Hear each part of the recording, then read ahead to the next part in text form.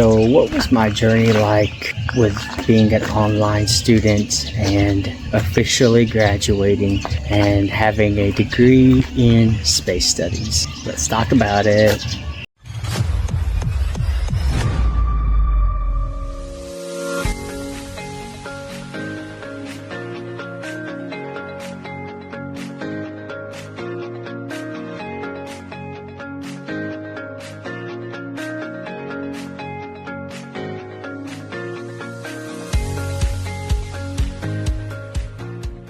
Yo guys, what's up? It's your boy Jesse coming to you today with another video. I'm gonna do a nice little quick video today.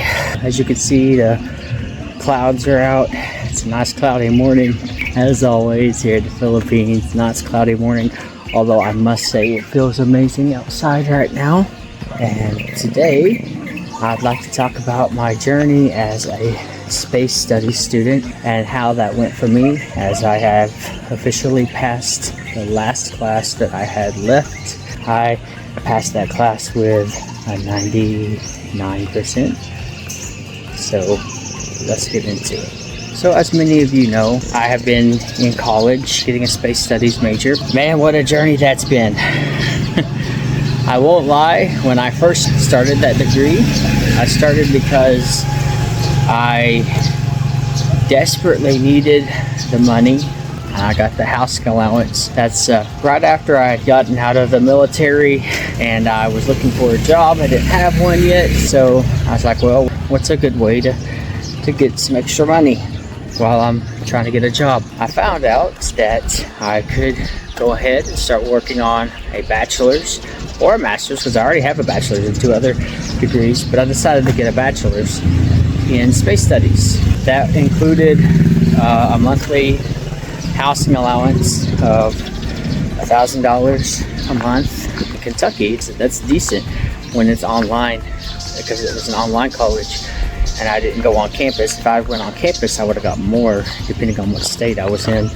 But I decided to do it online. Stayed in Kentucky until I got a job, got everything worked out with the VA. I was able to start my online editing and things like that, and moved to the Philippines. Despite the fact that I moved to the Philippines and I was good, I didn't need the housing allowance anymore, I wanted to finish the degree because I think space studies is interesting. I got to take some AI classes. I think AI is definitely the future.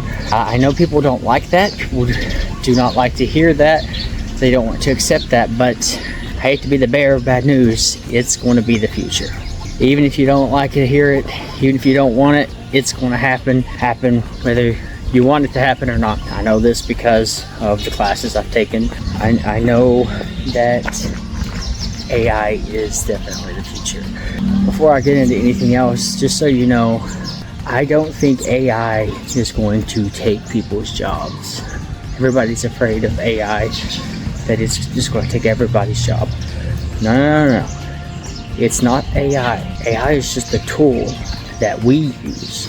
It's going to be the people who know how to use AI that will end up taking other people's jobs. It's not the AI itself. It's those who know how to program, who know how to code, who know how to use AI properly that will end up taking many jobs. So I would warn you, before I go any farther, I will warn you, not be resistant of AI, computers, and robots. I would actually suggest you go online. You can find stuff online about how to use AI, how to code, run these kind of websites and applications that businesses can use to lessen their costs through AI. Because I don't know how else to say this, guys. AI is the future. That's it. You're going to have to come to terms with that. I know it sucks, but that's just how it is. AI can even make art. You can use Midjourney and make art that's almost as good, if not as good, or even better than artists. I mean, even art will be taken over by AI. Everything will. So you just gotta learn how to use it and use it to your advantage. Now, that being said, I study did space studies, and I started back in January of last year, 2024. Because I'd already had a degree in psychology and criminal justice, I did not have to do all of the extra classes like math and English and all of those. I didn't have to do those. Those are already taken care of in my last degrees. A lot of the electives I didn't have to take because the degrees I had gotten before, those classes counted as electives. All I had to do was focus solely on the classes that dealt with my major. That's it. And that was a fun journey, despite the fact that in July of last year, I was already good to go. I didn't need to take the classes anymore. I wanted to stop and just focus on doing the video edits and social media managing and just living in the Philippines and not worry about classes. I could have done that, but I decided to keep up with it. I didn't want to quit. It worked out pretty good. I can say that most classes I got an A in. There were a couple classes that I did so good that I got a 100% in. I didn't fail anything. Then there were a couple classes where I got a B. I think I may even have got a C in one of the classes. I think I got a C in physics. But it was a fun journey. It was an interesting one. I've learned a lot, and then a lot of it I already knew. I follow a lot of astrophysicists on TikTok, on YouTube, on Facebook, Instagram. I follow a lot of their videos. I find them to be interesting. I really like Brian Cox. I think he's genius. I think he's very smart and he's a very kind person. And despite the fact that I am very, very Catholic and he is very atheist, well, not very atheist, but he is an atheist. He is not one of the scientists who are atheists that attacks religion. I remember watching an interview with him saying he doesn't understand the antagonism between the two. He said there's no point, there's no reason to fight and argue about it. As a cosmologist, you can say something happened at the Big Bang, but you can't say, if you're just going by evidence as a cosmologist, you can't say that there is or is not a God because you just have no evidence. And I also like a question he was asked, and this is one of the reasons I really like space studies, guys. This is actually one of the reasons, even when I was in college the first time studying psychology and criminal justice, I was deep into the debates with Protestants and with atheists especially. But someone asked him, does modern astronomy basically say there is no God to be an atheist? And his response was spot on. If you think about it, it kind of points toward a creator.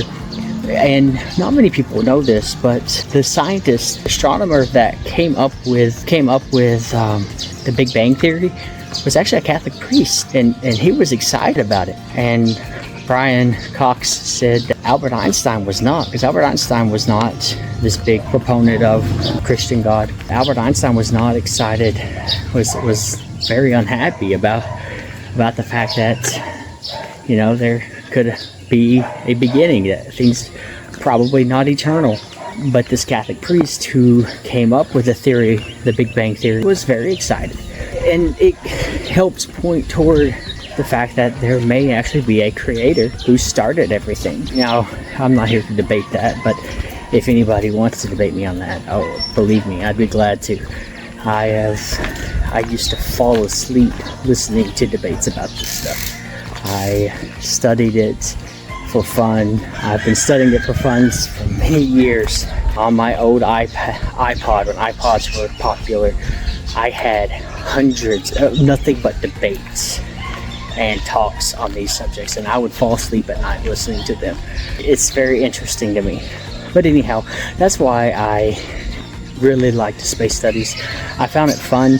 My favorite class, probably cosmology, which was the class I wanted to take the most, and it was the class I just finished. Cosmology is an interesting subject. It deals with the very nature of the beginning and end of the universe. There are things that we think might happen to the universe, like we call it the big rip, where the universe just expanding so much that it tears itself in half, or the big crunch, where eventually the universe is going to stop expanding and it's going to crunch everything. There's the big freeze, which is the idea that eventually all the stars and stuff, they'll run out of energy and everything will just go cold and dark. It's so interesting to me. I find those types of questions, the beginning and the end of our universe, to be fascinating.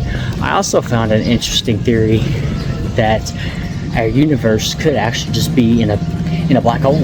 We could be in the event horizon of a black hole, which, I mean, think about how crazy that could be. This is so fascinating. I don't know how else to put it. It's just fascinating to me. That's how my journey went. It went great. I graduated my senior seminar. My paper was over colonizing Venus. I did a decent job. I think I made like a 95% and passed that class pretty easily. And now I'm gonna start working on my master's afterward. What I want to leave you guys with, though, is this. I was told for a very long time by people who are supposed to care about me, whether it be family, friends, teachers, all of them. I was told for a very long time that I would never make it. I would never graduate high school. I'd never graduate college. I would never make it in the real world. That I have problems and I will never make it. I was told that so many times, over and over. When people tell you that, instead of letting that tear you down, use that as motivation to prove to them, to prove to yourself, and to prove to everyone that you can and you will succeed. You will grow, develop, and become better, smarter, stronger. And there's nothing they can do to stop you. They can say, no, you can't, all they want. But just know that you can. And I promise you, if anybody can say that and be honest about it and know that it's true, it is me. You have no idea the life I went through. I was put down constantly, all the time. And I proved those people wrong. I will continue to prove those people wrong. Let me know what you think in the comments below. I respond to every comment. Just give me some time. I respond to every comment. Like and subscribe, guys. Know that you're valuable. You matter. God bless. Peace.